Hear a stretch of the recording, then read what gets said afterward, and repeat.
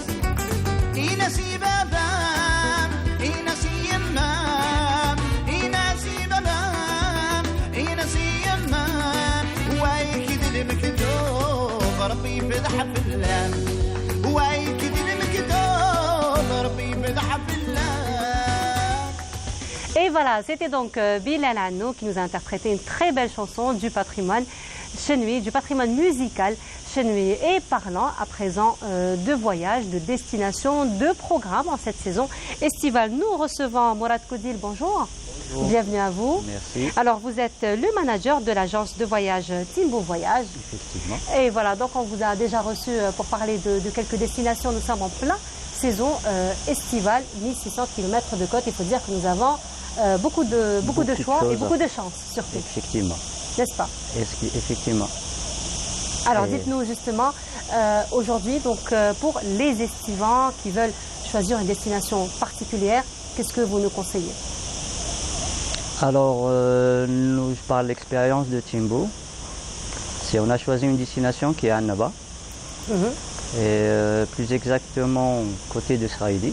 Oui. Vu ce qu'elle offre comme nature, comme activité, voilà, pour cette saison, on a opté pour Annaba, et tout en étant en pleine montagne de Annaba. Voilà. Ah, donc Annaba, finalement, c'est un circuit que vous proposez carrément cette fois-ci, parce qu'on a quand même, nous avons quand même, j'ai envie de dire, deux destinations en une seule, parce que nous avons la montagne et nous avons la mer aussi. Voilà, il y a la montagne, la forêt et la mer. Et même par rapport à nos programmes, on a jumelé c'est-à-dire les 4 coins en activité. Par exemple, en montagne, on a fait du canyoning. D'accord. Est-ce que vous pouvez nous expliquer encore plus de quoi il s'agit? Alors, le canyoning, c'est descendre une cascade en rappel. Descendre une cascade en rappel. En rappel, c'est-à-dire en corde. Avec des cordes et tout, avec tout le matériel qui va avec. Il faut des conditions physiques particulières pour ça alors? Croyez-nous qu'on a eu des personnes de 70 ans qui ne croyaient pas pouvoir faire cette activité, mais ils l'ont fait avec haut les mains, comme on dit. Donc finalement, on n'a pas besoin de... Ça se passe dans la tête. Ça se passe dans la tête. Voilà.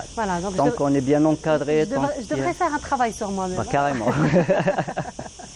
Finalement. Ouais. Voilà, donc ça c'est une activité que vous proposez en montagne? En montagne, carrément. On a fait, par rapport aux activités, on a fait aussi de l'acrobranche.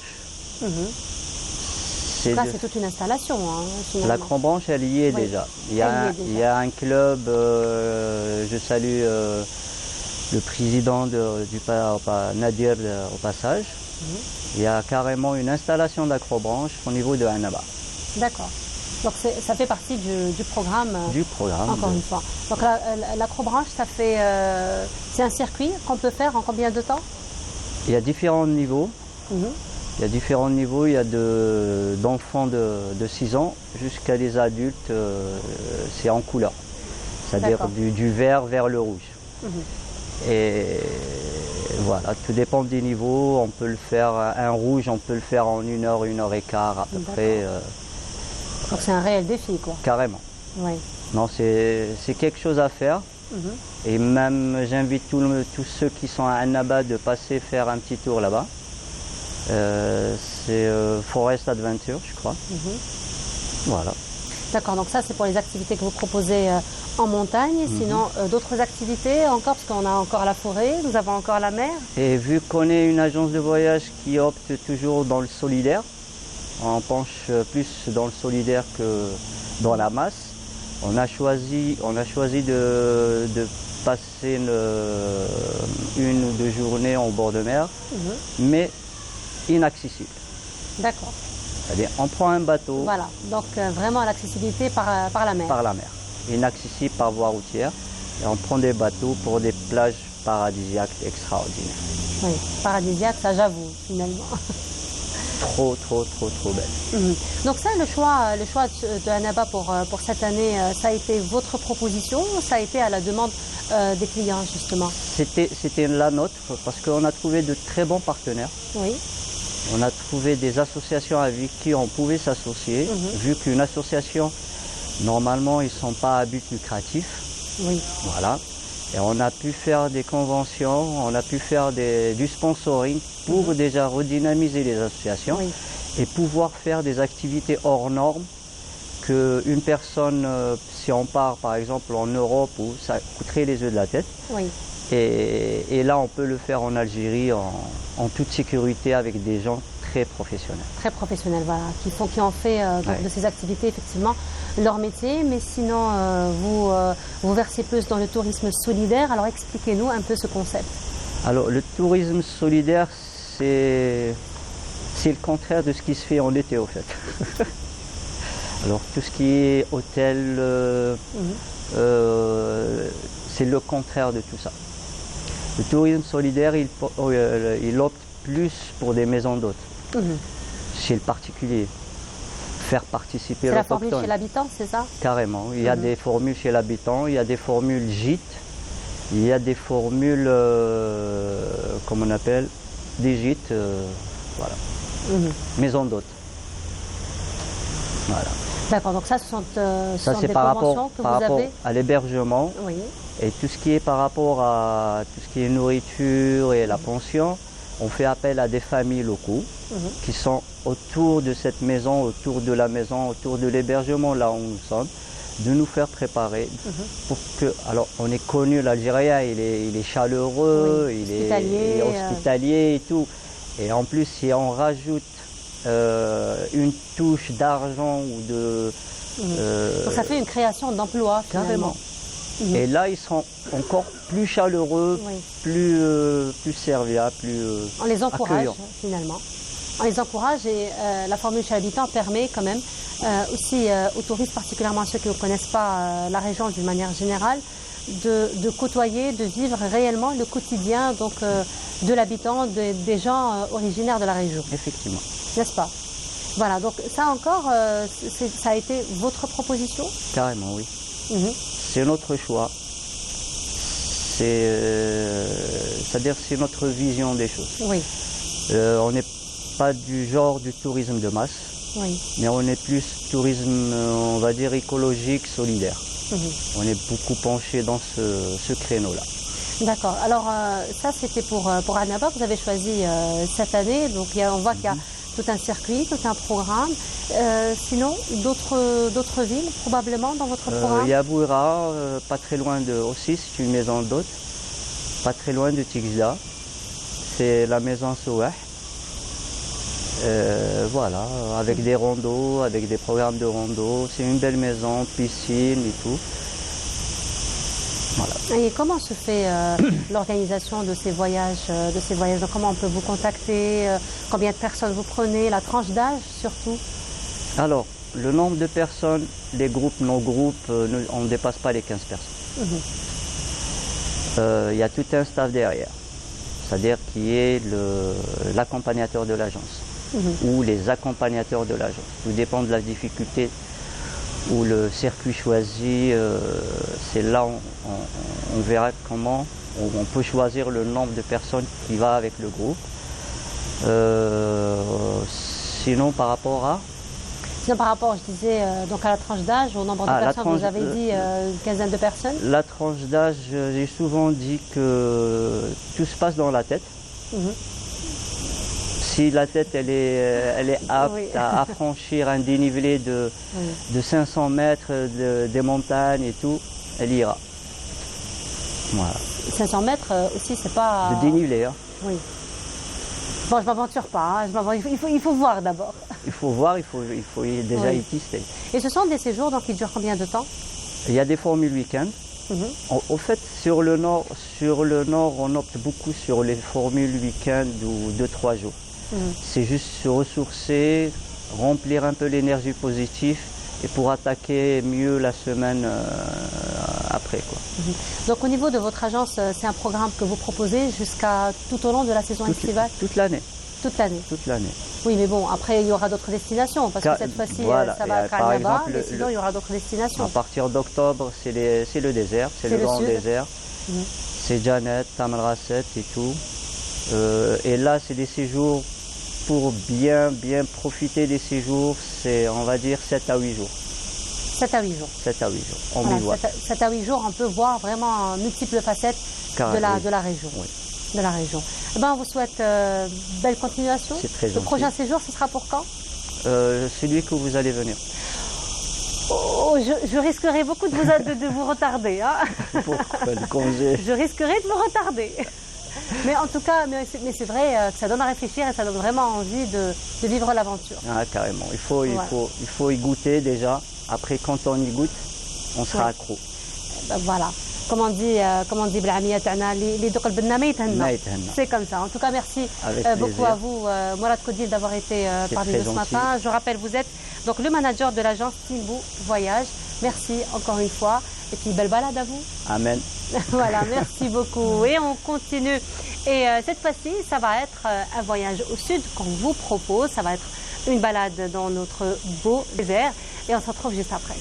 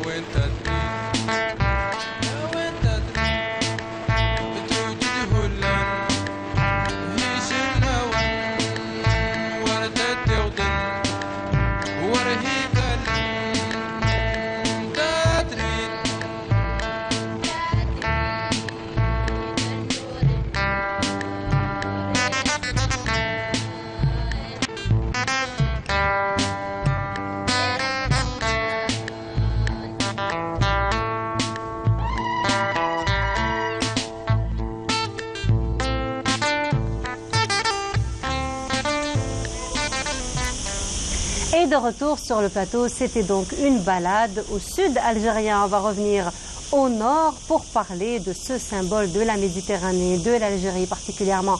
Il s'agit de l'olivier, de l'huile d'olive aussi, qui se fait beaucoup parler d'elle dans le monde, l'huile d'olive algérienne, puisqu'elle a été plusieurs fois primée dans le monde, l'un des lauréats.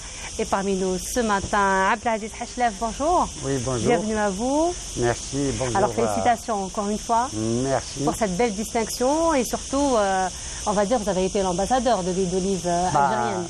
L'ambassadeur, oui, c'est vrai en quelque sorte, et je ne suis pas le seul. Il y a encore aussi d'autres diplomates, d'autres ambassadeurs. Effectivement. Et ça me fait plaisir qu'à chaque fois, nous sommes plus nombreux. Et nous ne sommes pas assez nombreux. J'aurais souhaité qu'à chaque concours, que l'Algérie soit représentée en force. Mais c'est un début et ça avance bien. Ça avance bien et on prend de plus en plus connaissance de l'importance donc de l'olivier, de tous les bienfaits de l'olivier. De toute façon, l'olivier a accompagné l'homme méditerranéen dans son évolution, n'est-ce pas? Oui, exactement. D'autant qu'il a toujours existé depuis la nuit des temps. Il est cité dans toutes les religions, dans les religions monothéistes que polythéistes. Depuis l'époque des pharaons, il a traversé toutes ces phases effectivement d'évolution. Il a de tout temps été aussi symbole de paix. un symbole de paix. Il est porteur de plein de symboles, de force, de paix, d'amour, de tout. Il est porteur de plein de symboles. Et justement, M. Hchlef, on vous a déjà reçu, on vous a déjà vu en plein milieu de vos oliviers. Oui. Et vous dites à chaque fois d'ailleurs que l'olivier fait partie de vous, fait partie de la famille. Ben oui, je dirais même plus, l'olivier c'est ma force et son jus, son huile, c'est mon lubrifiant. Tout est dit. Voilà, je résume en deux mots. C'est vrai, on a beau dire, on n'en parlera jamais assez de l'olivier, de ses bienfaits, de ses racines, jusqu'à ses feuilles, jusqu'à ses jus, jusqu'à son jus qui est l'huile d'olive. Sauf que malheureusement, je le dis, mais les choses commencent à changer. En parlant de jus, en parlant de l'huile d'olive, jusqu'à présent, c'est un secteur qui a été complètement ignoré. Je n'incrimine personne, mais c'est beaucoup plus par méconnaissance. Oui. Nos parents, nos arrière-parents et nos ancêtres ont toujours travaillé selon leurs connaissances. Mais depuis, il y a eu beaucoup d'évolution. Beaucoup d'évolution. Mais c'est là où le bas blesse, c'est le fait qu'il y a eu beaucoup d'évolution et on n'a pas pris conscience de ces évolutions à temps. Et c'est ce qui fait que nous sommes un peu à la traîne. Mais on est en train de faire les bouchées doubles. On essaie de se rattraper et vous d'ailleurs et beaucoup de vos confrères, j'ai envie de dire, qui se spécialisent d'ailleurs dans l'olivier, dans l'huile d'olive. Oui. Vous avez représenté l'huile d'olive algérienne dans le monde, vous avez été lauréat. Aujourd'hui, qu'est-ce qu'il représente? Qu'est-ce qui fait la caractéristique de l'huile d'olive algérienne? Qu'est-ce qui fait qu'elle soit autant appréciée? Oui, il faut dire, avant de répondre à cette question, je dirais qu'il n'y a pas une seule huile. Il n'y a pas une seule huile. Oui. Il n'y a pas une seule huile. Parce qu'il n'y a pas des huiles. Voilà, parce qu'il n'y a pas une seule sorte d'olive. De par le nombre de variétés d'oliviers qui existent dans le monde, il y a plus de milliers.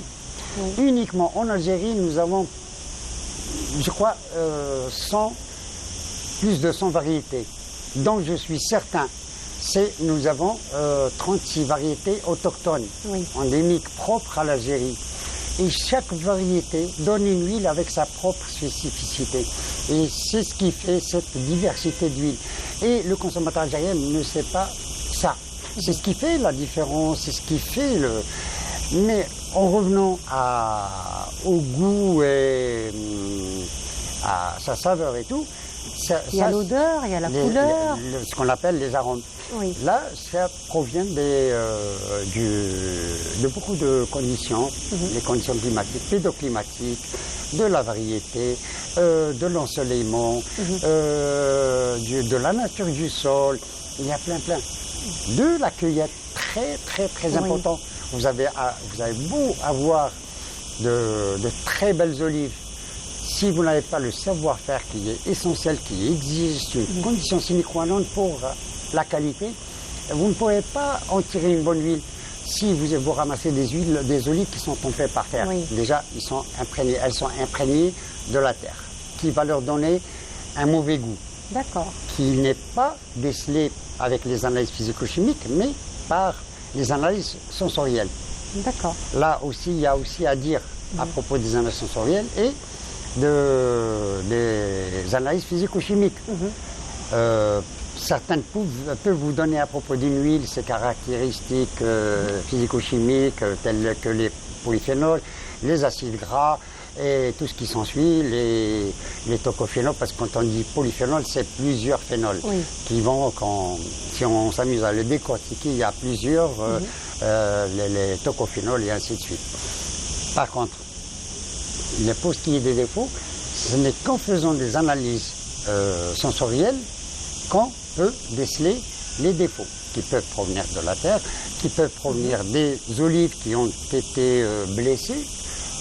Dès qu'il y a une blessure dans l'olive, c'est bonjour l'oxydation. D'accord. C'est comme une plaie. C'est quand même, il reste un fruit capricieux quand même, hein? Ah ben oui. Oui. Un fruit qui est très capricieux. Oui. Mais c'est pour ça que vous faites la cueillette, elle se fait toujours de façon manuelle, toujours de façon ancestrale, avec beaucoup d'attention. Oui, malheureusement, ce n'est pas tout le monde qui le fait. Maintenant, les gens courent après la quantité, ils ne recherchent pas la qualité. Je reviens sur un point qui est très important, qui est le gaulage. Et le gaulage est très néfaste il est très, très préjudiciable pour l'olivier lui-même et l'olive aussi. Pourquoi? Parce que quand on tape pour faire tomber les fruits, on touche généralement les rameaux, parce que les branches c'est une chose et les rameaux c'est ceux qui portent le fruit chaque saison. Et là, on détruit le rameau qui va encore porter l'année prochaine. Et on blesse les olives. Et quand les olives sont blessées, automatiquement, c'est l'ouverture de l'oxydation. C'est le début de l'oxydation de l'huile d'olive. Et quand il y a oxydation, ça va se répercuter sur la qualité de l'huile d'olive. Donc finalement, lorsque vous arrivez pour extraire l'huile de tous ces fruits, donc finalement ça va être un travail très minutieux que vous allez faire, un travail très exigeant que vous allez faire de tri de tous ces fruits. Oui, effectivement, malheureusement ce n'est pas tout le monde qui le fait. Oui. Ce n'est que les gens qui sont conscients de la qualité, comment extraire. Parce que, comme je vous l'ai dit, je reviens là-dessus, ça exige énormément de savoir-faire et énormément d'attention. Ça demande aussi énormément de sacrifices. Oui. On veille le produit comme si on veillait un bébé.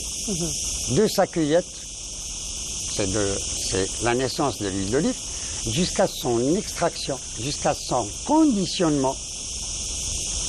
Parce que pourquoi? Pendant toutes ces étapes, si vous avez failli un moment pendant le process de cueillette et d'extraction, ça va se répercuter sur la qualité du produit. Et un produit qui est arrivé comme ça pour arriver à être médaillé 9 fois, que ce soit mon produit, quel que soit notre produit, les défauts, la tolérance est de 0. Effectivement. Aucun défaut n'est toléré. Alors justement, M. Chlef, aujourd'hui, il faut dire que lorsqu'on y va dans des supermarchés, dans des magasins, au niveau des étalages, donc il y a une panoplie, il y a vraiment un grand choix d'huile d'olive.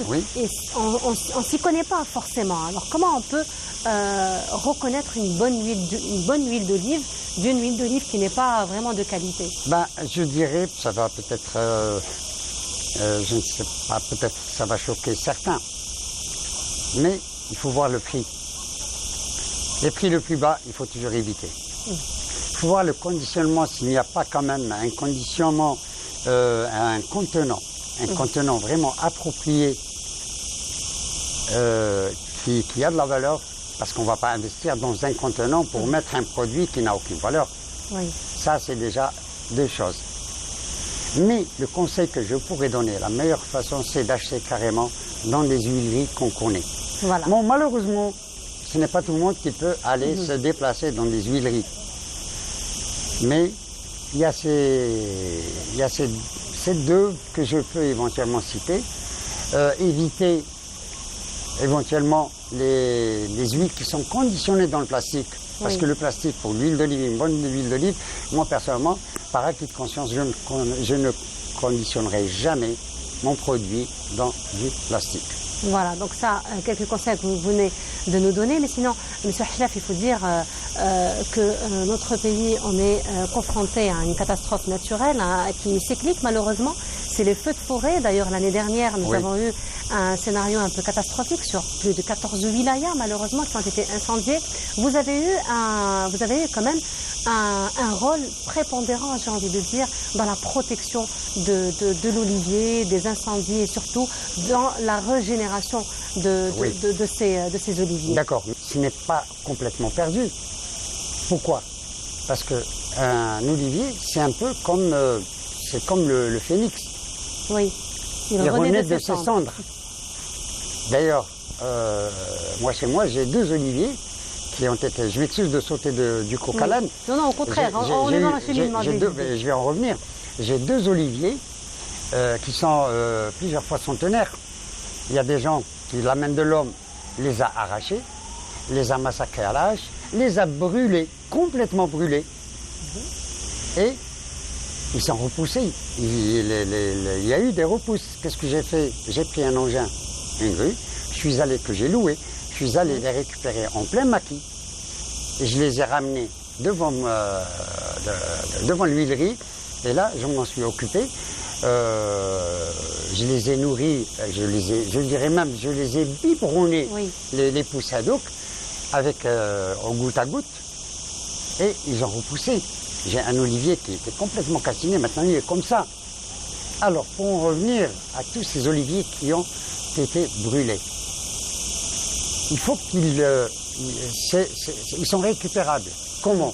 Il faut laisser l'olivier repousser, le laisser 2 ans à 3 ans et voir les pousses qui ont évolué.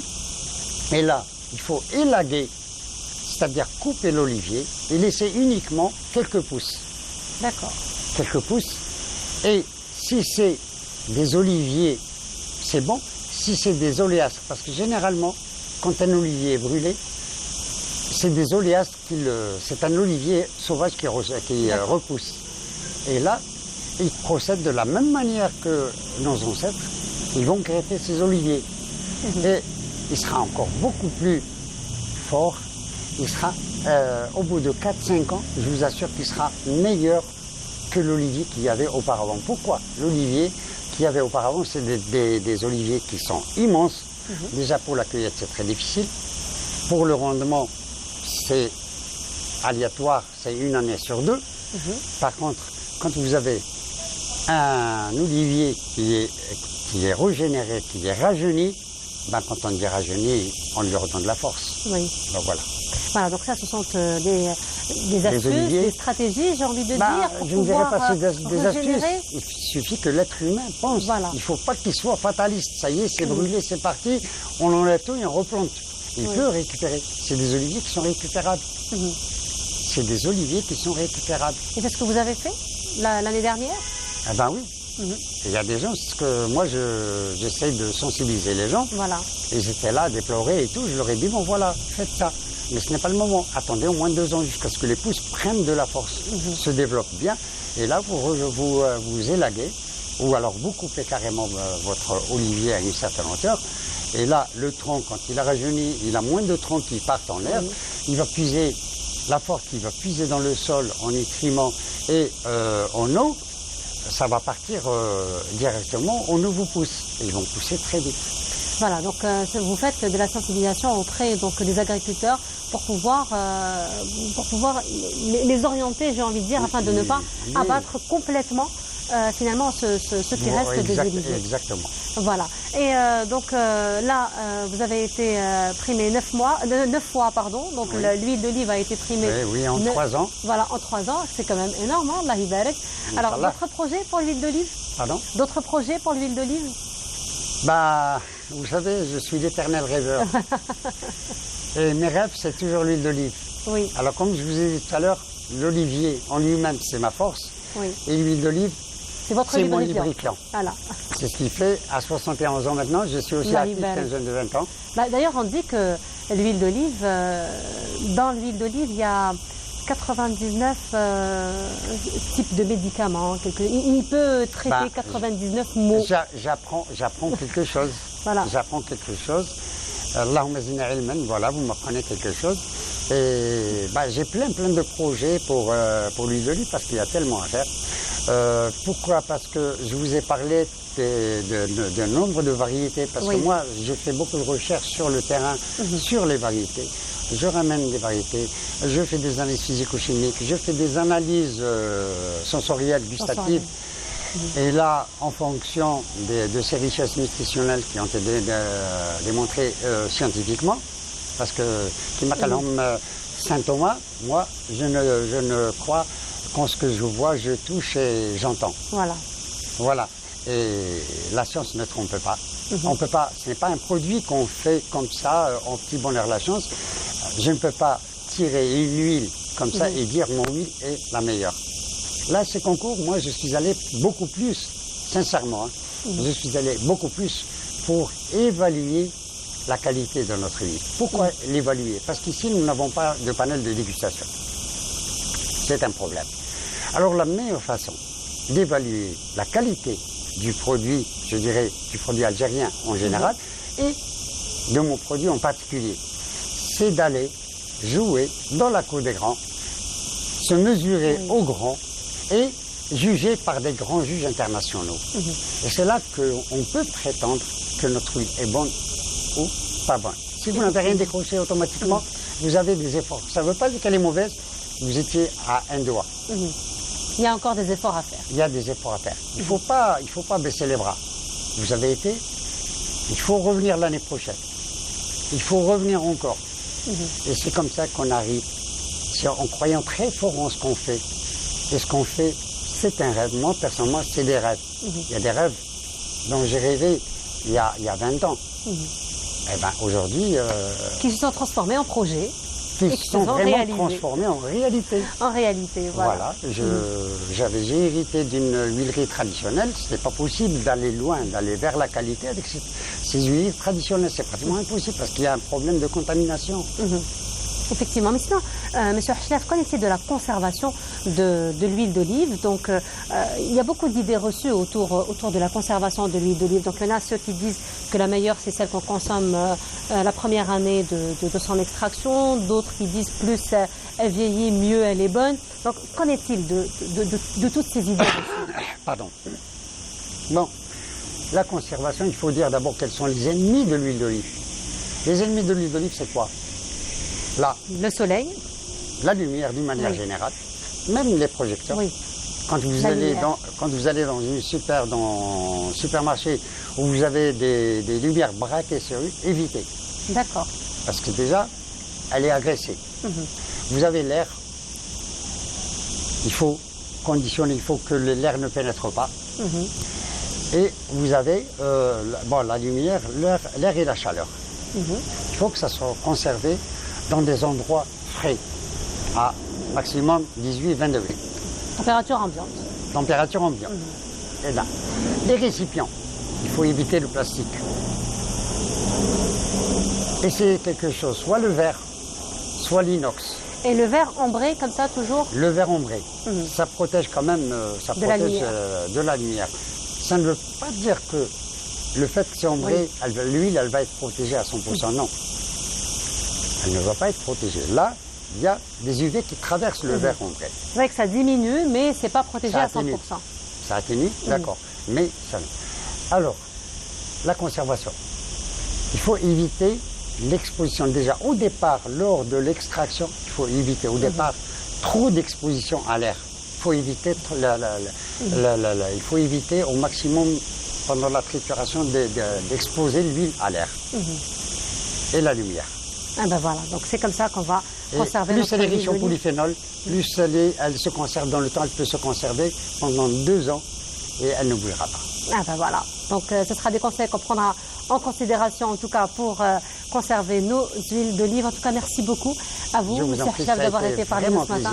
Le plaisir est partagé, on vous souhaite une très belle continuation, d'autres rêves, Inch'Allah. J'en ai encore beaucoup. Certainement, et certainement ils vont se réaliser, comme à chaque fois. Merci beaucoup à vous, M. Hachlef.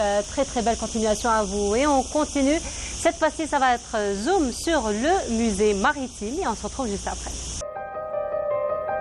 Le musée national maritime d'Alger se situe au pied de la Casbah, dans les imposantes voûtes Khaireddin, construites en 1814 par Hadj Ali Pacha et qui ont servi d'atelier de réparation de la flotte sous la régence ottomane, avant que l'occupation française n'y installe des fours à pain pour leurs soldats. Docteur Amel Mokrani revient sur ce lieu chargé d'histoire. Nous sommes au sein de la voûte Khaireddin qui se trouve sur la jetée Khaireddin. Et ce monument n'a pas existé après une longue histoire, après avoir décidé de relier les îlots qui ont fait le nom d'Alger, le Jazair, le Djouzor, les îles. Quand Khaireddin Barbarosse a décidé de relier ces îlots à Al-Jazair, à la Médina. Donc il a créé cette jetée, cette mythique jetée qui a aussi permis à Alger d'avoir son premier port, sa rade, son mouillage pour les navires. Donc oui, c'est chargé d'histoire. Et ensuite, plus tard, on renforce cette jetée par l'édification, par la construction de ce monument majestueux. Vous l'avez visité, et cette voûte Khaireddin, cette succession d'arcs et de voûtes d'une hauteur monumentale et qui sont impressionnantes. Les visiteurs du musée peuvent découvrir des outils utilisés dans la fabrication et la réparation des navires, des instruments de navigation et objets découverts dans les fonds marins. J'ai ramené mon fils et ma petite fille, car à l'école, ils apprennent l'histoire et c'est mieux qu'ils aient une mémoire visuelle. Ça facilite l'apprentissage. C'est un acquis qui soit ouvert au public. C'est un acquis qui a des images, des restaurations. C'est encouragé, ça prend beaucoup de temps. Ça a été englouté pendant des siècles. Mais maintenant, ça commence à émerger, ça commence à voir le jour. C'est notre histoire et c'est notre mémoire. Alors, c'est à faire restaurer. On a besoin de ça. On a besoin de notre histoire.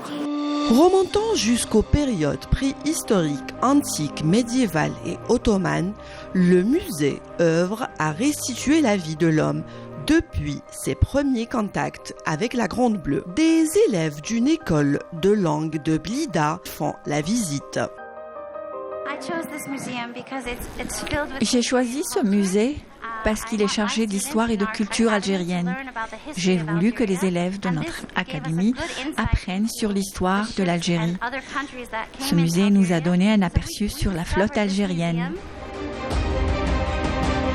Un lieu chargé d'histoire où vous pourriez faire la découverte de quelques maquettes de bateaux qui témoignent du génie créateur maritime algérien, à l'exemple du Chebek. Vous pourriez aussi découvrir les principaux sites de fouilles archéologiques subaquatiques. Nous avons aussi une partie qui est consacrée au patrimoine subaquatique. Donc tout ce patrimoine archéologique qui est enfoui sous les eaux algériennes et qui sont le miroir de notre histoire, qui explique notre passé, notre histoire avec la mer. Donc, sous l'eau, il y a des épaves, il y a des villes englouties, il y a tellement de... On dit que le musée, la mer est le plus grand musée au monde. La mer conserve des trésors. On ne va pas dire des trésors, mais des objets qui reflètent notre histoire. Et le musée maritime a pris conscience de cette richesse, de ce potentiel, et a formé une équipe d'archéologues plongeurs en plongée sous-marine. Le musée national maritime d'Alger se veut un miroir fidèle du passé maritime glorieux d'El Jazair, un lieu à visiter absolument. Et de retour, c'était donc un zoom sur le musée maritime. À présent, place à la lecture, place au récit, place au voyage. Ce sera en compagnie de notre ami Djawdet Kessouma. Djawdet, bonjour. Bonjour. Comment ça va? Ça va. Alors, vous allez nous emmener loin dans l'histoire cette fois-ci. Ah oui, jusqu'au Sindh, Hind, tout ça. Des récits qui nous ont quand même accompagnés. Hein, voilà, qui ont accompagné notre enfance et plusieurs générations et qui continuent. Voilà, et qui continuent, notamment par exemple à travers les récits des Mille et une Nuits. Oui. Donc dans la jeunesse, on a bien sûr la version expurgée, la version la plus souple, la plus politiquement correcte. Et puis avec l'âge, on va découvrir qu'il y a la vraie version traduite par Antoine Galland et aussi par René Khawam.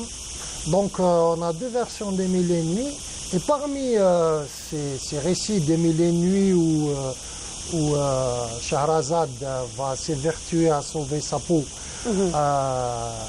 face à son mari, le prince Shahryar. Elle va sans cesse créer une série de récits, et sur 1000 et une nuits justement, jusqu'à cette réconciliation totale. Et donc, à la 536e nuit à peu près, dans le tome 3 de ces 1000 et une nuits, il y a 3 tomes, donc on va avoir un récit d'un personnage qui s'appelle Hindbad, d'abord, qui va être fatigué, qui va être fatigué par la vie, qui va se plaindre devant la maison d'un grand, richissime personnage qui s'appelle Sindbad. Et donc ce Sindbad va lui dire, mais qu'est-ce qui te préoccupe? Et Hindbad va lui raconter ses déboires et va lui dire, Sindbad, ce richissime personnage, va lui dire, moi je suis devenu riche grâce à la chance, voilà, tout simplement, et aussi à 7 voyages que j'ai accomplis dans la vie. Et donc là va commencer à travers Shahrazad le récit de ce Sindbad. L'étymologie est soit perse, soit hindoue, soit il y a beaucoup de versions sur l'étymologie du nom Sindbad. Mais Sindbad, Sind, Hindbad, Hind, tout ça, donc il y a plein de références comme ça.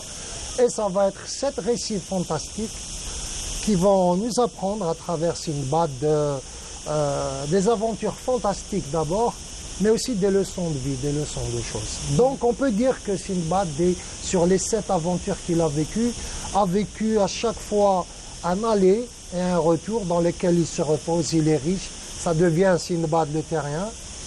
Et ensuite, il va encore être sujet à l'appel de ce voyage et il va aller vers des voyages.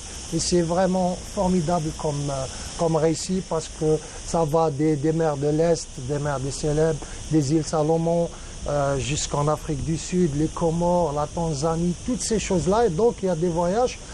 C'est à l'époque, ça a été écrit à l'époque des Abbassides, donc vers 781, 835 à peu près. Et donc ça nous raconte aussi les mœurs de l'époque à travers un récit fantastique qui est aussi très allégorique sur la trahison, sur la découverte des civilisations, des mythes et des légendes. Par exemple, quand ils vont quand Sindbad est sur un bateau qu'il croit et qu'il croise sur une île, et que cette île, quand ils vont faire du feu, va s'avérer être une immense baleine. Par exemple, ça, le mythe existe chez les Japonais.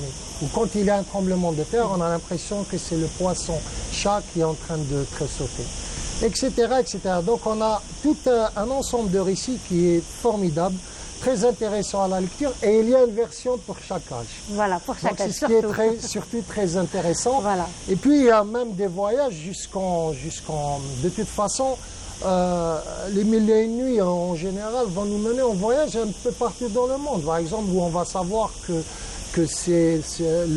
Aladdin est dans le Maghreb, etc., etc. Donc tous ces mœurs, et ce n'est pas aussi simple que ça. On a souvent dit que les 1000 et une nuits c'était le misogyne, c'était une notion. C'est pas exactement ça.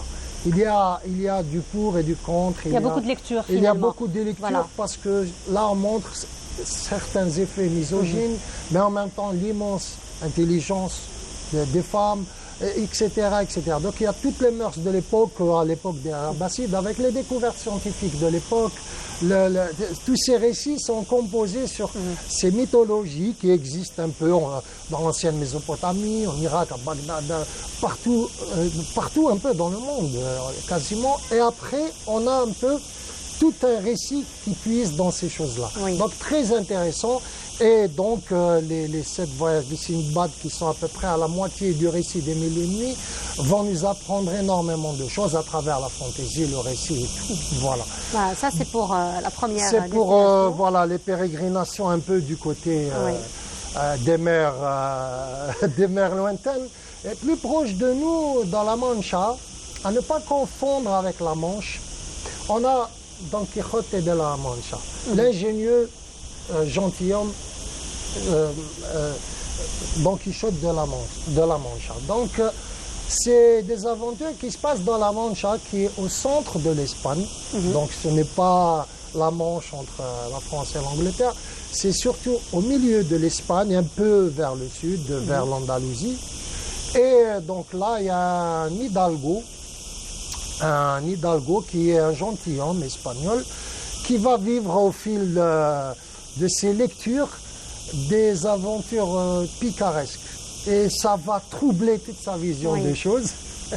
Et il va donc s'évertuer, il va s'engager à être un chevalier comme ça. Il a auto-décidé qu'il allait être adoubé chevalier. Donc il se fera adouber chevalier dans une auberge un peu suspecte, un peu bizarre, avec des personnes peu recommandables qui vont jouer le jeu.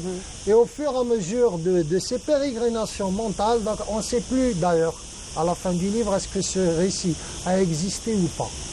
Mais il semblerait qu'il a existé, c'est-à-dire que ce Don Quichotte dans le livre a donc pérégriné, il a donc voyagé à travers la Manche, et c'est un récit épique. On a l'impression qu'il a voyagé dans le monde entier, parce qu'il a voyagé au fond des sentiments humains, au fil des rencontres, avec un personnage. Donc, ce personnage qui s'appelle, attendez voir que je vois mes fiches, qui s'appelle donc Alonso Quijano. Le vrai Hidalgo, c'est Alonso Quijano. Il va se donner le nom de Don Quijote. Quijote, c'est un jeu de mots parce que c'est une partie de l'armure. D'accord. Le fer, c'est la jambe en fer de l'armure. Et donc, il va combattre des moulins à vent, croyant que c'est des géants. Donc, le récit a été écrit, c'est écrit en 2 tomes. Le premier a été donc en 1605, et le deuxième en 1615. Et donc, Don Quichotte de la Mancha est considéré comme étant l'un des premiers, si ce n'est le premier roman moderne. Pourquoi? Parce qu'il a interpellé un personnage qui est le pendant du héros ou du anti-héros. C'est-à-dire Don Quichotte est l'expression du anti-héros. Et avec Sancho Panza et Miguel de Cervantes qui a écrit ce récit, dans des conditions très difficiles, vu qu'il a vécu ici en Algérie, il y a 5 siècles. D'ailleurs, la grotte, on peut toujours la grotte de Cervantes, la visiter. Elle n'est pas très loin d'ici. Il a été emprisonné là. Donc lui, il a connu les barbaresques, il a connu tout ça. Et donc, il avait aussi, comme je l'ai dit tout à l'heure pour les voyages de Sinbad, il a connu les mœurs de l'époque. Et tout ça, l'époque médiévale, sauf qu'il a intégré un nouveau type de récit. À travers justement cette aventure initiatique qu'il va mener, il a interpellé les mœurs de l'époque et il les a traitées d'une manière très moderne dans l'écriture, puisqu'il a intégré, nous sommes à l'intérieur du récit, nous sommes du point de vue de Don Quichotte de la Manche, et avec un personnage qui est le pendant. Donc Miguel de Cervantes a créé ce personnage qui devient de plus en plus intelligent et qui lui donne donc la réplique. Et donc voilà, donc Don Quichotte de la Manche, très très intéressant à découvrir. Voilà, puis on passe à la troisième aventure. Et bon, donc, juste avant d'aller à la troisième aventure, il y a le deuxième récit, c'est écrit en 1615, donc 10 ans après le premier récit, et il continue le premier récit avec des références au premier récit et avec des figures comme la dulcinée, par exemple. Quand on dit la dulcinée de quelqu'un, c'est-à-dire la fille de qui il est amoureux et qui est vraiment son âme sœur. La dulcinée, une des premières fois on a lu ce mot, c'est chez Miguel de Cervantes dans Don Quichotte. Donc il y a plein de personnages comme ça qu'il a créés, des personnages archétypaux, donc c'est vraiment des archétypes de la pensée médiévale de l'époque, avec une attitude très moderne. Voilà, donc Sancho Panza, qui est un personnage, semble-t-il, secondaire, va beaucoup donner d'abord de la valeur et de l'épaisseur au personnage Don Quichotte, mais aussi il deviendra de plus en plus puissant au fil du récit et plus intelligent. Donc la véritable intelligence est aussi chez Sancho Panza, qui est l'écho de ce que voulait dire Miguel Cervantes. Et il fallait qu'il sorte un peu du monologue de Don Quichotte pour nous raconter un peu toutes ces aventures picaresques qui racontent l'époque médiévale avec toutes ses mœurs. Et dans un super voyage picaresque, épique, très aventureux d'ailleurs, où la réalité dépasse souvent la fiction, où ce Don Quichotte n'est pas aussi Don Quichotesque que ça. C'est-à-dire il y a une réalité, justement, c'est cette confrontation à la réalité qui est finalement l'objet le plus important de ce livre. Donc à lire à tout prix, à tout âge aussi, parce que c'est quelque chose qui dépasse le temps, qui transcende le temps, qui transcende les époques, et donc très très intéressant à lire dans ces fameux récits de voyage qui nous intéressent ces jours-ci. Et donc aussi on revient vers la Méditerranée avec l'Odyssée du Dina, écrit par un Nadir Bouzar, un grand militant de la cause nationale algérienne, et avec une aventure mais formidable, vraiment fantastique, qui sort vraiment de l'ordinaire et qui a été un moment important de notre révolution. C'est cette fameuse affaire du Dina. Et à travers un livre qu'a écrit par Nadir Bouzar, un des principaux protagonistes de cette affaire justement, qui a consisté à livrer des armes, parce qu'il fallait livrer sur les bases de l'Ouest, et revenir après par les frontières terrestres, ramener ces armes au service de la révolution algérienne. Donc une affaire chapeautée par Ben Bella, mais animée principalement par Nadir Bouzar, avec un équipage yougoslave, un yougoslave ancien pilote de la Royal Air Force, qui s'appelle Jean, mais qui s'appelle Milan Basic en réalité, un peu interlope, un peu bizarre, un vieux loup de mer qui boit, qui fait plein de choses, qui est très roublard, un Soudanais qui l'accompagne comme cuisinier, un Égyptien comme mécanicien, un Tripolitain de Libye, enfin de Tripolitaine aussi qui les assiste, et puis un équipage de 8 personnes, dont un certain Mohamed Boukharouba, qui deviendra après le colonel Boumediene. Et donc là, il y a un récit de ce passage pour faire passer 13 tonnes et demie d'armes, entre munitions, armes lourdes, armes légères, grenades, tout ça, d'Alexandrie en passant par Palerme, Malte, la Libye, la Tunisie, tout un détour, un voyage épique.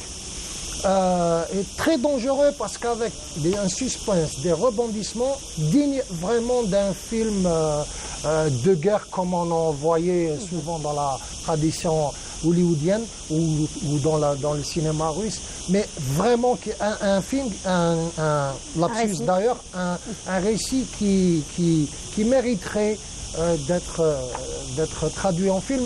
Ça a été fait théoriquement. Il y a des scénarios, je les ai lus personnellement, mais pour l'instant rien n'est encore décidé. Mais ça, c'est vraiment une super production de ce Nadir Bouzar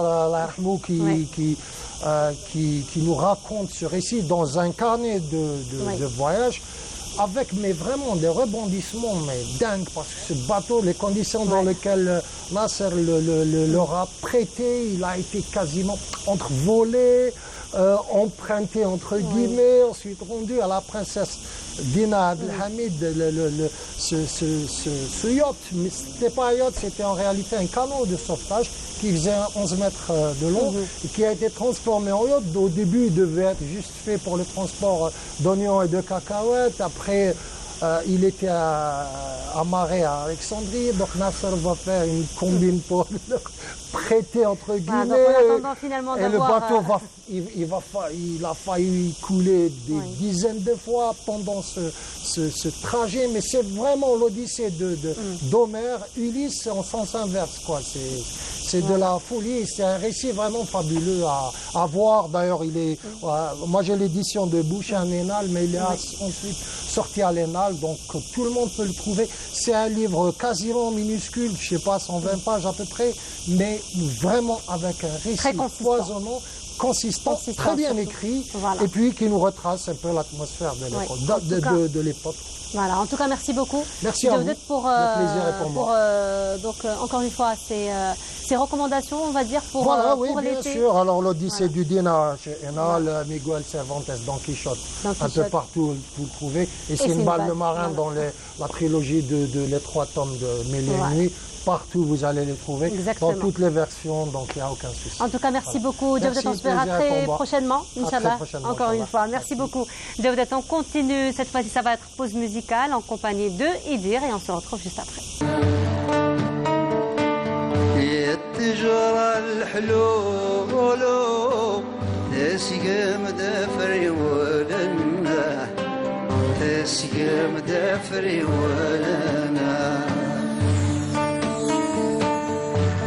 وتدوب حرينا يزوز نول ولنا يا الخير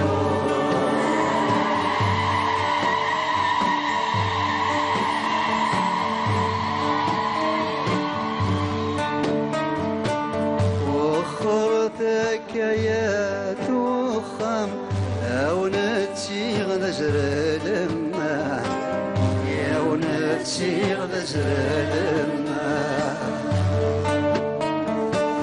لما نويت حزغا سيلسيو أدفل لي تسلما يدفل لي تسلما دينا الفرح مبات مورا وين مش بحي سلما يا الخير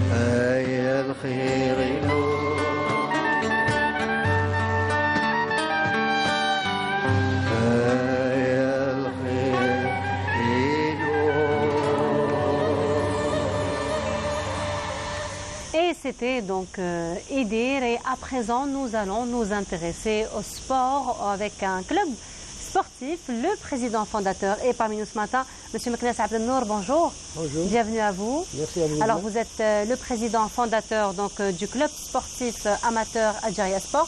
Au niveau de Bab El Oued, oui. Au niveau de Bab El Oued. Alors parlez-nous un petit peu de votre club. En ce qui concerne Algeria Sport, elle ne date pas d'aujourd'hui, elle date avant l'indépendance. C'était une salle mythique de gymnastique, de boxe, de tennis et de basketball. Elle était située à 80 mètres de lycée France Fanon, l'actuel, et du lycée primaire La Zerge, El Habiba ou le Farabi, dont j'ai fait mes études primaires là-bas. J'ai même pratiqué au niveau de la salle quelques sports là-bas. Donc Algeria Sport, en les années 80, elle a été rasée. Du jour au lendemain, elle a été rasée par les bulldozers. On ne savait même pas pour quel motif. Le lendemain, l'encadrement, etc., ils ont pris les bagages et sont partis. À ma connaissance, ils ont attribué une salle, un dépôt de l'ASNTA au niveau de Wadelwed, ça n'a pas duré. En date, ils ont dispersé. Algérie Sport à l'époque, elle était gérée par des cadres chinois, russes. Il y avait M. Lazari, c'est M. et Mme Yamani, il y a eu sa sœur Sabiha dans l'équipe nationale. Il y avait les Labed. Dans la boxe, je me rappelle, c'était les Wild Makhloufi, les Hammani, les Mourad Fergan qui est du quartier. Donc, du jour au lendemain, on s'était étonné, la jeunesse était comme ça, il n'y avait rien dans les bagages. Mais dans les années 98, la DGS d'Alger a rénové une salle de proximité sous les bâtiments Fatiha Eratni et la rue Fatiha Eratni et la rue Wasmouk. Donc là, ils ont créé une salle, une petite salle qui n'est pas adéquate à la gymnastique et à d'autres sports, malgré qu'elle est très très exquise, donc là-bas, on a su qu'il y allait avoir une salle de sport. Dans les années 98, il y avait des travaux. À l'époque, c'était M. Chérif Rahmani, le gouverneur d'Alger, qui a inauguré cette salle avec, je crois, Mme Oudelia, ministre des PTT, à l'époque, dont j'étais présent. Donc là-bas, on a eu l'idée de créer cette CSA Algérie Sport, c'est pour renaître Algérie Sport de ses cendres. نعاودوا نردوا Algérie Sport اللي كان في حومتنا كنا فرحانين بها fiers de l'Algérie Sport parce que l'équipe nationale à l'époque, dames ou la hommes, c'était renommé mondial. Avec des labels, Lazari, etc. Je ne me rappelle pas de tous les noms, il y avait aussi pas mal d'autres noms. Du jour au lendemain, j'ai eu l'idée de fonder cette association. Pourquoi pas ne pas renaître Algérie Sport de ses cendres, et avec des jeunes cadres à l'époque, en 90, c'était le 6 avril 98, avec des jeunes cadres au niveau de Bablouad, des gens de mon quartier. Il y avait des médecins, il y avait des cadres de la DGSL, il y avait deux éléments du scout musulman, il y avait des cadres au niveau du ministère et des entreprises nationales, il y avait des chômeurs. On était une quinzaine de membres fondateurs. À partir de là, nous avons donné le départ de la gymnastique, la boxe, le karaté, le judo et on s'est développé encore à ce jour. Nous avons créé 11 sections dont nous avons le karaté, le vietnam, le judo, la boxe, la gymnastique, le kung-fu, le taekwondo et surtout qui est très développé au niveau d'El-Ktani, c'est les activités subaquatiques. Nous avons un siège au niveau de Patovani, la plage Patovani, et nous avons là sur place une section de subaquatique. La section subaquatique fait la nage avec panne et la chasse sportive en apnée, dont nous avons dernièrement organisé des activités avec la Ligue subaquatique. Nous souhaitons encore, s'il y avait des moyens, de relancer la plongée sous-marine. Pour revenir aux activités de CSA Algérie Sport, après la fondation, nous avons travaillé avec les moyens de bord. Dernièrement, les années dernières, à Douma, nous avons eu pas mal de lauréats, c'est-à-dire, si je peux citer, vous avez couvert les événements au niveau de la coupole d'Alger, le championnat du monde du Vietnam. Nous avons, Algérie Sport a participé avec 7 athlètes. 7 athlètes qui ont été retenus en équipe nationale. Je peux dire que je suis très fier d'eux, c'est un honneur pour nous et c'est tout l'effort que nous avons fourni. Nous avons un champion du monde, 2 vice-champions du monde et un 3e place. Donc c'est un honneur pour Algérie Sport. Dans le domaine de la boxe aussi, nous avons, pour la boxe garçon, nous avons un vice-champion et un 3e place. Pour aussi la boxe féminine qui a été lancée, ça fait depuis 4 ou 5 ans. Nous avons une vice-championne qui a remporté le championnat d'Algérie au niveau de Tizi Ouzou avec une 3e place. Pour la gymnastique, c'est des résultats satisfaisants, malgré que nous allons revenir un peu en arrière. Au niveau du Covid, il y a eu beaucoup de départs d'athlètes. Pas mal d'athlètes, ils ont pris,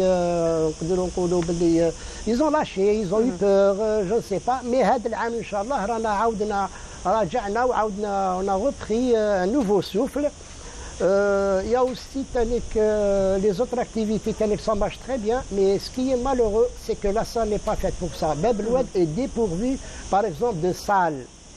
surtout la gymnastique. Il faut une salle homologuée avec tout le matériel nécessaire. Alors justement, M. Meknès, par rapport donc, à toutes ces disciplines que vous proposez, donc vous parlez quand même d'une dizaine ou un peu plus donc, de sections, de disciplines. Oui. Vous acceptez les enfants donc à partir de quel âge? Oui, ce qui est très intéressant, j'ai omis de vous le dire, c'est que Bab el-Oued, c'est un quartier très populaire. Nous avons beaucoup de talents, nous avons beaucoup de génies, nous avons beaucoup de jeunes qui ont beaucoup d'énergie, qui veulent développer le sport au niveau de Bab el-Oued. Par exemple, au niveau de la gymnastique, si je suis dans, parce que même les autres sections, mais la gymnastique, nous avons une section école. Toutes les autres sections, il y a une école. Mais la gymnastique spécialement parce que c'est la base, c'est la pâte à modeler des enfants. C'est là où on commence. Donc la gymnastique, je peux dire que à l'âge de 4 ans, on commence l'école. C'est les bébés gym. Oui. Je vous le jure, si vous faites un saut là-bas et vous voyez, c'est des petites filles qui font un grand écart, c'est étonnant. Donc, très souple, effectivement. Donc, ça travaille de la souplesse. Et à partir de là, qu'on peut avoir des athlètes performants, des athlètes d'élite, au niveau du judo, au niveau du karaté, au niveau de la boxe, au niveau de... Alors, justement, M. Meknès, donc là, c'est une orientation de ces enfants vers des disciplines particulières. Est-ce que ce sont des enfants avec les parents, bien entendu, qui choisissent leur discipline auparavant, ou c'est vous qui les orientez, qui les conseillez par rapport à ces disciplines? Oui, bien sûr. C'est-à-dire, il y a toujours l'avis du parent, le choix de son père. Il veut le mettre en judo, au karaté. Ben, nous avons le judo, le boxe, le karaté, etc. Mais par exemple, si je parle de la gymnastique, ils sont affectés à la gymnastique dès leur recrutement, le bas âge. Ils sont là, ils se développent avec leur entraîneur, etc. Puis, à partir de là, il y a des parents qui laissent leur enfant dans la gymnastique. C'est très intéressant parce qu'il y a la gymnastique rythmique, la gymnastique aérobique, la gamme GAF, artistique, garçon et féminin, le tumbling, il y a beaucoup de disciplines. Il y a les agrès. La salle n'est pas faite pour ça. C'est pour ça que je vous dis, elle n'est pas faite pour ça. Elle est faite pour quelques arts martiaux. Mais même les arts martiaux, ils trouvent des difficultés pour s'entraîner sur place. Voilà, c'est un appel que vous lancez ce matin, bien probablement sûr, une salle plus propice, mais sinon, voilà. Mais sinon, M. Meknès, il y a aussi les activités subaquatiques qui sont très intéressantes et très demandées aujourd'hui. Oui, les activités subaquatiques, nous avons un nombre très important. Dernièrement, nous avons fait un très nombre de recrues. Nous avons participé, dernièrement, il y a une festivité, c'était le 30 juillet.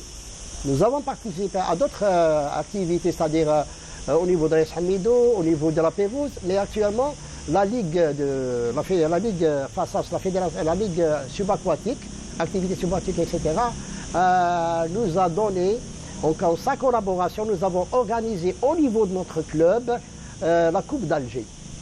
La Coupe d'Alger, c'était la pêche sportif en apnée. Oui. Donc il y avait beaucoup de monde au niveau d'El Ketani. Si vous voyez El Ketani, ça ne devient pas un beach ou là, c'est différent. Je ne sais pas comment on appelle ça. Il y a un monde. De toute façon, El Ketani, c'est un endroit qui est très animé tout au long de l'année. Au bord de la mer, il y avait les gens, les familles. Là, nous avons organisé parce que nous avons pied à l'eau. Voilà. Donc c'est pas la peine de monter haut, c'était le siège là, on a fait toute une organisation, on a invité les autorités, malheureusement c'était la période de congé. Oui, mais M. le Wali délégué ne s'est pas présenté, je ne sais pas, parce qu'il est en congé, d'autres personnes des autorités, mais il y avait d'autres autorités telles que la PC de Bab el-Oued, telles que les représentants de la Ligue, etc. Donc nous avons organisé, en collaboration avec la Ligue, cette Coupe d'Alger, où il y avait un monde très important. Il y a eu des classements, des lauréats, des coupes, etc., une petite collation. Après la fin de la campagne, il y a des gens qui sont venus nous demander comment on fait s'inscrire, comment on fait. C'était la question que j'allais vous poser d'ailleurs. De tout âge, c'est vrai. Ça alors justement, comment on fait pour inscrire les enfants au niveau de votre club, ou même les adultes Vous savez bien que la pêche en apnée, ça demande beaucoup de... Pour diverses Donc, nous avons disciplines, pas spécialement la pêche en apnée. Nous avons, notre DTS, c'est un formateur. Il est du ministère de la Jeunesse et des Sports, c'est un cadre dans le domaine de l'activité subaquatique. Donc avec l'équipe Diallo, c'est-à-dire le bureau de section, il n'y a pas de sélection. Mais l'âge commence à partir de 16 ans. Oui. De 16 ans, 18 ans, 19 ans, c'est des jeunes. Mais par contre, la nage avec PAM, nous avons commencé à l'âge de 14 ans, 12 ans. Parce que vous savez bien que là, il faut au moins qu'il manque une visite médicale stricte. Oui. Voilà, effectivement. Quelqu'un qui fait une plongée en apnée, ni boîte, ni rien, avec les poumons, c'est un risque. Et comment il monte, comment il danse. Donc il y a là toute une technique qu'ils sont en train de faire une formation à l'intérieur de notre siège.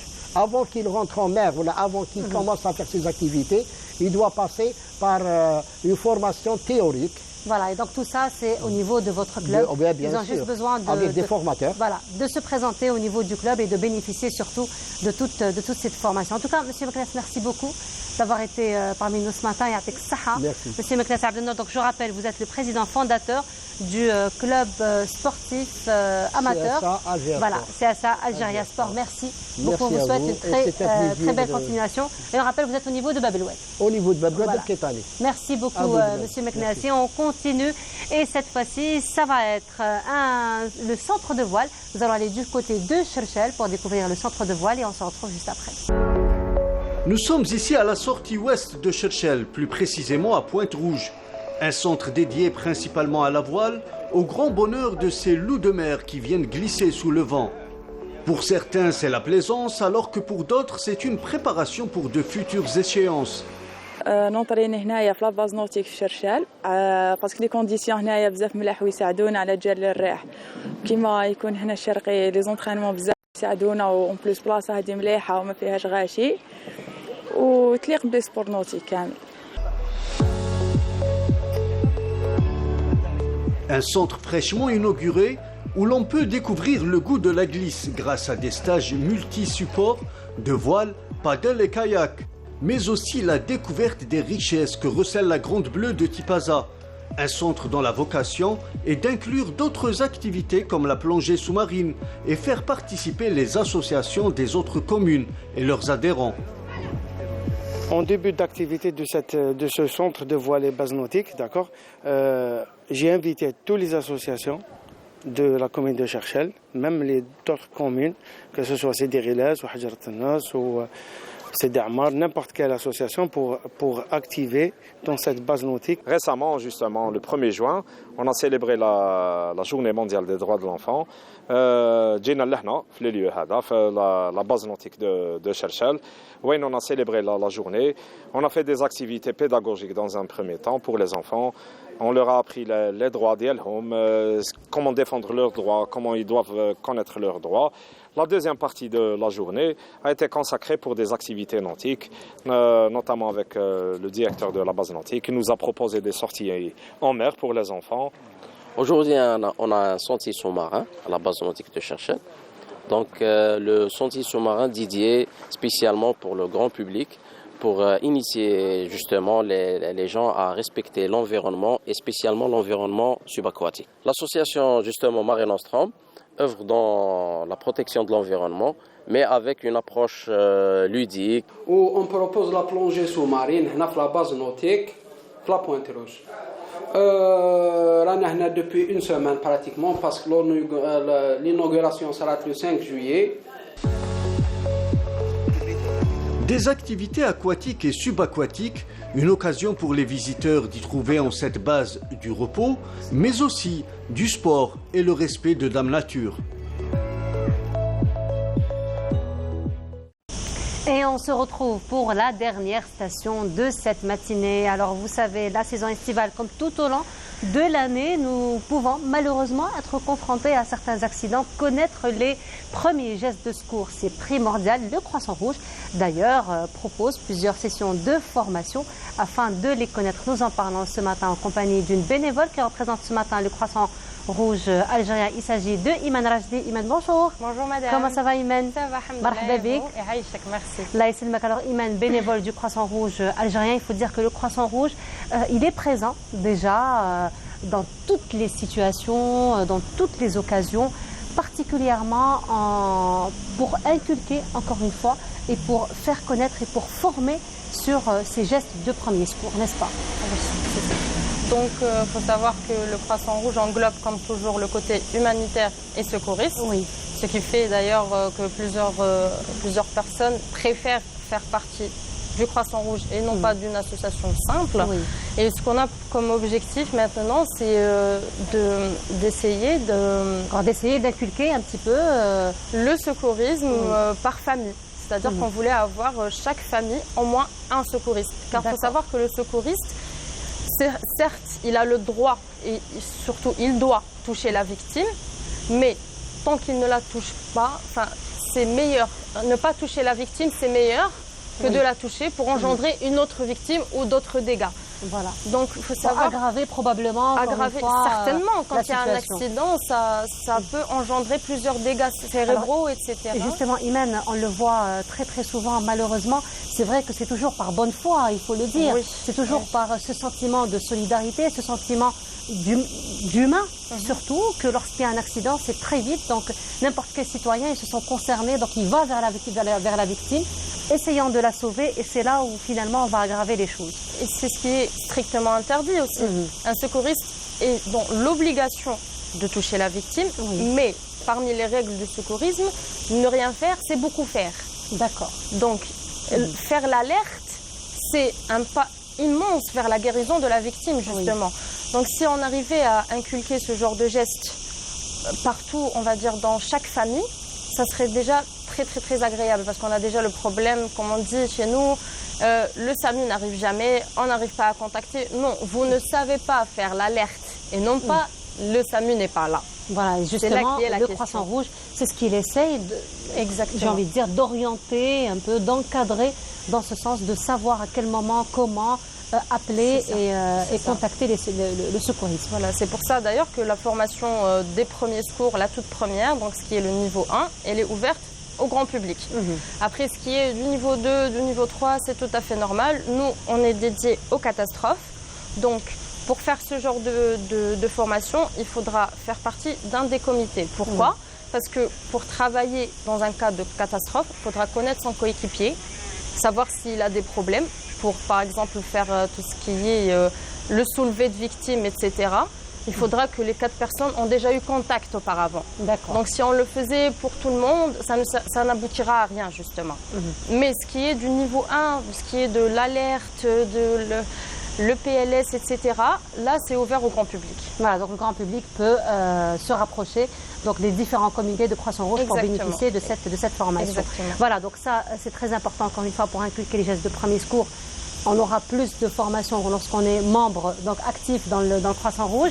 Mais sinon, Imen, en plus que vous soyez bénévole au niveau du Croissant Rouge, vous êtes aussi membre d'une association, donc beaucoup d'activités bénévoles à Ibarek. Et vous êtes donc dans cette association, encore une fois, on va dire d'un fléau, encore une fois, d'une maladie qui touche de plus en plus, n'est-ce pas? Donc le SIDA, malheureusement, aujourd'hui, donc vous faites partie de cette association. En tant qu'éducateur père. Voilà. Donc il y a plusieurs postes, on va dire, et l'éducateur père, c'est celui qui fait l'alliance entre l'association et le bénéficiaire.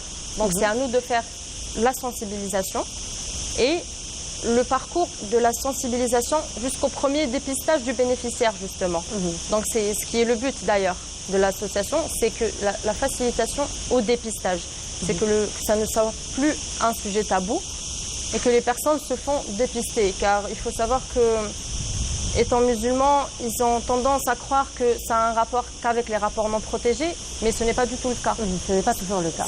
Ce n'est pas toujours le cas, mais pas du tout, on va dire. Du moment qu'on peut être atteint du VIH par des points tranchants ou des outils tranchants non stérilisés, donc là, je pense que tout le monde est appelé à se faire dépister. Peut-être pas la même durée pour certaines populations cibles, bien sûr, mais au moins 1 par 3 mois ou par 6 mois, c'est devenu presque une obligation. Surtout aujourd'hui, Iman, il faut dire qu'il y a une facilitation par rapport à ce dépistage, et particulièrement il y a quelques années, il a été lancé le dépistage anonyme. Donc c'est qui protège, on va dire, la personne, l'individu, parce que ça reste jusqu'à aujourd'hui un sujet tabou. Bien évidemment, les bénéficiaires bénéficient justement de l'anonymat. Bon, le numéro de téléphone est très important justement parce qu'en cas de séropositif, il faut contacter le bénéficiaire. Mais à part le numéro de téléphone, ni carte d'identité, ni numéro, ni nom, ni prénom, ni rien du tout. Même pour, bien sûr, on ne touche pas les mineurs justement pour pas justement avoir le petit problème de faut contacter les parents, est-ce qu'il faut contacter la personne en question. On peut contacter les parents peuvent vous attaquer en justice dans le sens où pourquoi avez-vous touché mon enfant. Voilà. Donc les mineurs ne sont pas touchés, à part volontariat bien sûr. Bien sûr. Voilà. Bien sûr, accompagné de parents ou d'adultes. Exactement. Mais ce qui est des majeurs et vaccinés, l'anonymat est préservé tout au long du suivi. Voilà, mais sinon, Imen, comme vous l'avez si bien dit, malheureusement, c'est une maladie où, j'ai envie de dire, personne n'est à l'abri aujourd'hui, n'est-ce pas? On a juste besoin peut-être d'utiliser un rasoir, on ne sait pas qu'il a déjà été utilisé auparavant, aller chez le coiffeur. Aujourd'hui, il y a la grande tendance de manucure, par exemple. Donc, chez le dentiste, probablement. Donc, vraiment, nul n'est à l'abri aujourd'hui. Mais sinon, si jamais, comme on dit, il y a quand même un séropositif. Donc, il y a quand même j'ai envie de dire, toute une prise en charge psychologique qui va autour, une prise en charge médicale. Et aujourd'hui, les Syriens, il faut le dire, qu'ils mènent une vie normale. C'est exactement ce que grâce justement à la science, à toute l'évolution ce qu'on essaie de faire comprendre pour justement éradiquer le sujet tabou, c'est que ça reste une maladie comme les autres. Du moment qu'on atteint la charge virale indétectable, pour moi, ça reste une personne normale qui a un traitement de fond à prendre régulièrement, mais ça reste une personne qu'on peut côtoyer, avec qui on pourra avoir des activités, c'est tout à fait normal, même si c'est vrai qu'on a parfois peur. Mais moi, personnellement, je vois ça comme une maladie chronique. Parce que vous savez qu'atteindre la charge virale indétectable, il suffit de prendre son médicament à temps. Et avoir une charge virale indétectable, c'est-à-dire qu'il peut vous transmettre son sang et ne pas vous contaminer. Voilà. Donc là, c'est génial. Pour moi, c'est une personne non pas à charge virale indétectable, mais plutôt une personne qui n'est pas du tout malade. Et justement, Imen, il faut dire aussi qu'en plus de la prise en charge donc médicale et psychologique du patient lui-même, il y a aussi toute cette sensibilisation aussi de la société, parce qu'il y a beaucoup de stéréotypes qui tournent autour, n'est-ce pas? C'est pour ça que les associations touchent principalement la population cible, mais ils ont toujours un côté de volontariat. Donc moi, personnellement, en tant qu'éducateur père, c'est un travail par objectif. Donc je dois fournir un nombre de codes qui sont bien sûr d'une certaine population. Tout dépend de l'objectif de l'association en question. Mais on a toujours, le volontariat reste toujours ouvert au grand public. Tout le monde a le droit de se faire dépister. Tout le monde a le droit de préserver son anonymat. Et on fait aussi des sorties à l'extérieur, c'est-à-dire à Kitani, la tablette, etc. Les personnes concernées sont conscientes qu'ils ne vont pas certainement trouver une population cible là-bas, parce que c'est des endroits publics, ce n'est pas des hotspots comme on dit, mais justement c'est pour atteindre une certaine sensibilisation. Et une sensibilisation bien faite, ça engendre des sensibilisations justement. Et surtout un retour positif. Un retour positif. Voilà. En tout cas, Imen, bravo pour tout ce que vous faites. Merci beaucoup d'avoir été parmi nous ce matin. Je rappelle, Imen Al-Rajdi, donc vous êtes bénévole au niveau du Croissant Rouge algérien et vous êtes aussi donc membre de l'association Solidarité X. Solidarité X. Merci beaucoup. Merci Imen, à vous, une belle continuité à vous. Merci. Voilà. Donc nous arrivons à la fin de notre émission. Merci beaucoup de nous avoir suivis. Je vous souhaite une très agréable journée à tous et je vous dis à très bientôt. Au revoir.